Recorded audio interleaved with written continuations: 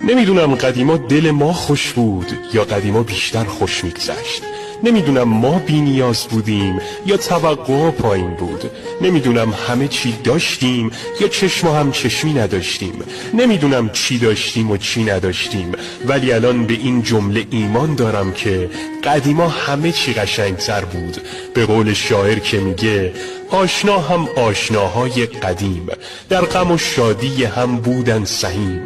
دلها صاف و تجمل گوشه ای افتاده بود، ناشناس در جمع نبود، هر که بود دل داده بود.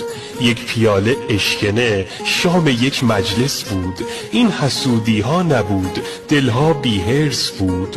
دور هم بودن بدون هیچ دلیل، هیچ کس در جمع نبود خوار و ذلیل.